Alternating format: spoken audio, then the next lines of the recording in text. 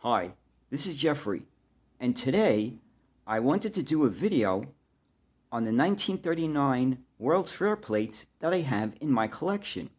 I have two from the New York World's Fair of 1939 and 1940, and one plate from the San Francisco International Golden Gate Exposition of 1939. So let's take a look at this plate here, this blue plate from the New York World's Fair of 1939. Now, this is a real collector's item. I picked this up a couple of years ago for $26, and that was like a real bargain because these plates normally go for like $75 to $100. So I thought I was really lucky to get this plate at that price. Now, let's take a closer look at this plate and the graphics that it has. So the center of the plate has the Trilon and the Perisphere. The Trilon and the Perisphere were the main iconic symbols of the 1939 to 1940 New York World's Fair. The Perisphere had an exhibit. It was like some sort of, City of Tomorrow exhibit, New York City of tomorrow and 50 years in the future. So that's what was inside the Perisphere, and you can see there's like a bridge or a walkway where people are going into the Perisphere to see that exhibit. And practically everybody who went to the fair back then passed through the Perisphere to see that exhibit. Now, also in the middle, you can see what looks to be George Washington. Now, George Washington was very prominent in this World's Fair because what a lot of people really don't realize is that the 1939 World's Fair was designed to commemorate the 150th inauguration of President Washington as the first president of the United States. And that's why it says 1789 and 1939. Now, what's also nice about this plate is the Art Deco styling of the lines radiating outwards from the Perisphere. I thought that's very nice. It's a very nice design. And you can see here, this is a very Art Deco style as well. It reminds me of something out of, Flash Gordon or something like that.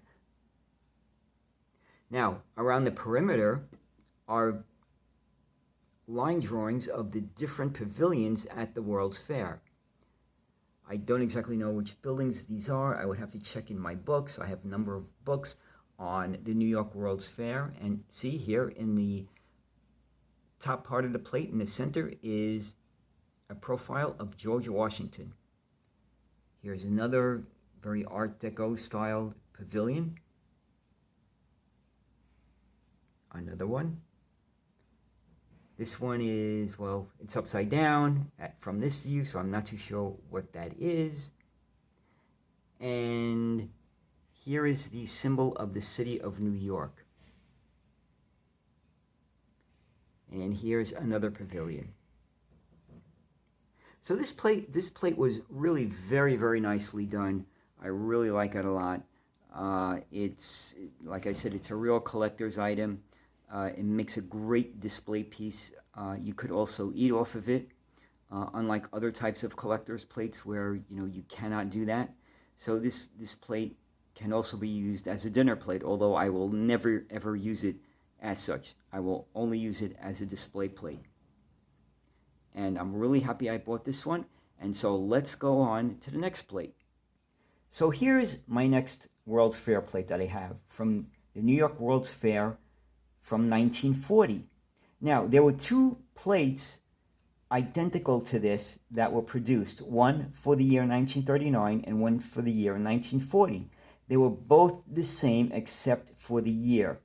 This one is from 1940 and the other plate was exactly the same except it said 1939 on it. Now, I also bought this on eBay at a pretty good price. It was like $30-something. They usually go for much more. And this is, a really beautiful pastel colored plate. It's absolutely gorgeous. Now, When I posted this on a World's Fair Facebook group, a lot of people didn't even realize that there was a plate that was produced for the World's Fair in 1940. They've only seen the 1939 plates. So it's very possible that this is quite a rare plate, the 1940 version of this plate. So this one is probably a little bit harder to get than the 1939 version. I don't know if it's worth more than the 1939 version or not, but see, what happened is the 1940 season of the New York World's Fair was not as successful as the 1939 season because, well, first of all, a lot of people had already been to the fair, they had already seen it.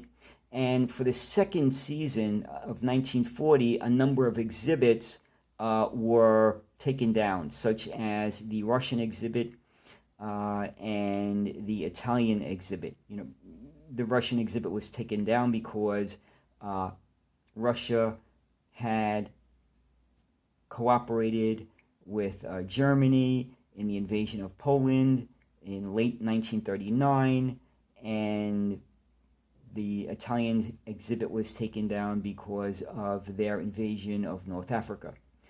So there were slightly less exhibits in the 1940 season than there were in the 1939 season. So let's take a closer look at some of the details of this plate. Now, like the other plate, this has the Trilon and the Perisphere. And as I mentioned before, the Trilon and Perisphere is the iconic symbol of the New York World's Fair from 1939 and 1940. And you will probably find it on everything, on every item, every souvenir from this World's Fair. You will find the Trilon and Perisphere. There is a small scratch, which I guess is why they couldn't sell it at at the typical high price that it normally sells for. So, but I don't mind. It's not really all that noticeable. And let's take a look at it, starting from the top. You have another image of the Trilon and Perisphere. You have a very nicely rendered pavilion in yellow. Here you have another Trilon and Perisphere. And I think that building was what we saw on the other plate. So we have more Trilon and Perispheres and some more pastel colors here, some more pastel rendered pavilions from the fair. I mean, it is just a really, really beautiful plate.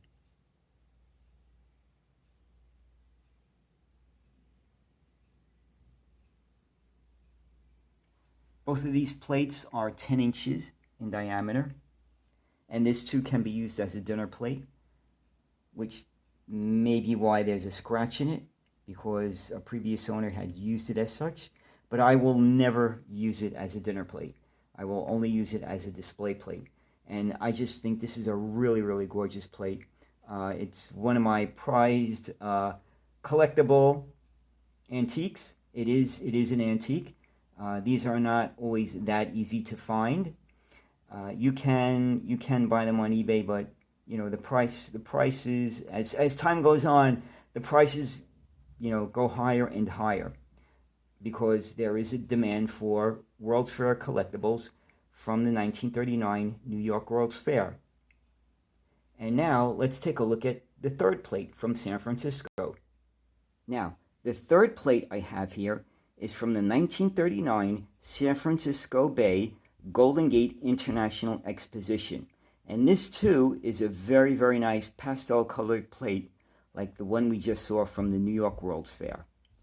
Now, as you can see in the center, there's a very simple graphic from the World's Fair. And all around it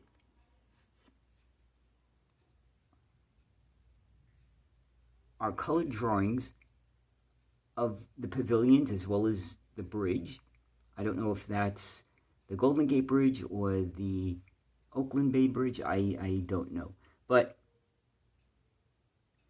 as you can see, there's here's a Chinese pagoda. There were drawings of the various pavilions at the San Francisco Golden Gate Exposition. It's a very well done plate. This also is 10 inches in diameter. So just some close-ups of the details. Just a really, really, really nice plate as well. I do like the New York plate a little better, but this too is very nice. This is also very collectible. It also can command a high price of, $100 or more. But I got this also at a good price. So I'm really happy I bought this one too. It's just a really great display piece like the others. Now, this plate you can also eat off of. But like I said, with the other two, I'll never do that. It's just a display piece. And it's in fantastic condition for something from 1939. I mean, it's actually really, really great, in great condition. And one thing to note is that this plate and the plate before it were made from the same blanks. These are exactly the same blank plates. And I guess some were allocated to New York and some were allocated to San Francisco. So they're exactly the same weight, exactly the same size, exactly the same diameter, exactly the same material. So I really like this plate as well, and it just makes a great piece to put on your shelf, on your mantelpiece, just like the other two plates. And I hope you enjoyed watching this video, and have a great day.